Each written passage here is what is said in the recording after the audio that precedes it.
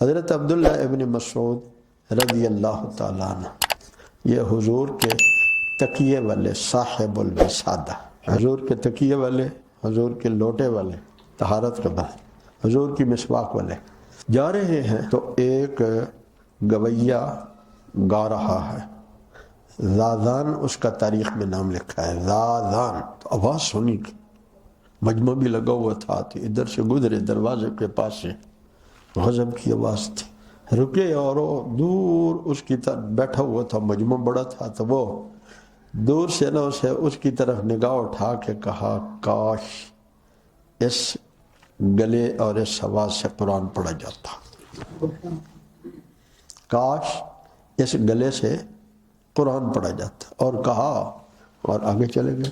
زازان نے جب اپنی مجلس جو لگا رکھی ہے ختم کی تھی، آج بھی ہمارے یہاں لوگ ہیں یہ فلاں گویے کے شام اس کے ساتھ، فلاں گویے کے ساتھ شام، اللہ ہمیں امت کو محفوظ فرمائے۔ شیطانی لوگوں کی روح کی غذا ہے اور ہماری روح کے لیے بیماری ہے، موسیقی ایمان والوں کی روح کے لیے بیماری ہے اور شیطانی لوگوں کے غذا ہے۔ تو آپ ہمارے استاد سناتے تھے کہ ایک چوڑا جو ہے وہ بے ہوش ہو گیا تو لوگ نا اسے پانی پلائیں، چھیٹا کریں، تو ایک بندہ سیاڑا آیا، اس نے جلدی سے نا کوئی ٹوٹا ہوا برتن لیا اور گندگی لا کے نا تو اس کی ناک کے آگے جب کی تو وہ اٹھ کے بیٹھ گیا۔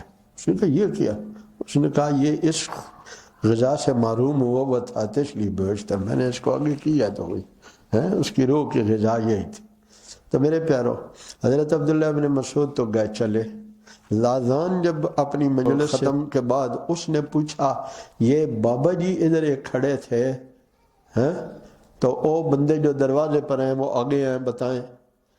انہوں نے کہا وہ بابا جی عبداللہ ابن مسعود تھے، تھا تو مسلمان نا۔ اچھا کیا کہتے تھے؟ وہ کہتے تھے کاش، کیا غضب کی آواز ہے، اس گلے سے قرآن پڑھا جاتا۔ آپ نے ایک حدیث سنی ہوگی، لَفِکْرَةٌ فِي سَبِيلِ اللَّهِ خَيْرٌ مِّنَ الدُّنْيَا وَمَا فِيهَا۔ کبھی کبھی ایک غم اور فکر دنیا و ما فیہا سے افضل ہو جاتا ہے۔ وہ جو آپ کا غم ہے، آپ کو نہیں پتہ چلا کہ اس غم پر نتیجہ کیا ہوگا، اس دین کے مٹنے پر جو آپ کو غم ہوا ہے اس غم کا نتیجہ کیا ہوگا، مجھے آپ کو پتہ نہیں ہے، لیکن جس مالک نے مجھے آپ کو وہ غم لگایا دین کے مٹنے پر، وہ اس کا نتیجہ دکھاتے ہیں۔ زازان نے جب یہ بات سنی تو اس نے اسی وقت آلات موسیقی کو توڑا اور اس نے کہا اللہ تو گواہ ہو جاؤ، میں پچھلے گناہوں کی توبہ کرتا ہوں، زندگی بھر اس گلے سے اب قرآن کے سوا کچھ نہیں سنا جائے۔ اللہ یجتبی الیہ من یشاء ویہدی الیہ من ینیب۔ میرے پیارو، یہ جو ہم لوگوں کو دیکھتے ہیں کہ وہ برائی میں لگے ہیں تو صرف اس کو دیکھ کر بیان نہ کیا کریں، اپنے اوپر غم ضرور طاری کریں کہ یہ میرا بھائی۔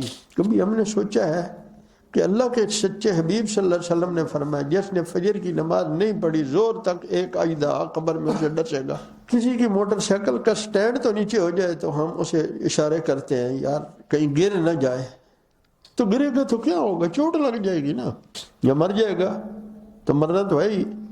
لیکن اگر اس حالت میں بے نماز مر گیا اور پھر وہاں اللہ کے حبیب صلی اللہ علیہ وسلم کے بتائے ہوئی بات کے مطابق کوئی اژدہا مسلط ہو گیا تو اس کا کیا بنے؟ تو بجائے اس کے کہ ہم برائی کو بیان کریں، ہم دل میں غم لے کر دعا کریں یا اللہ اس کو جہنم سے بچا لے، اس کو جہنم سے بچا لے۔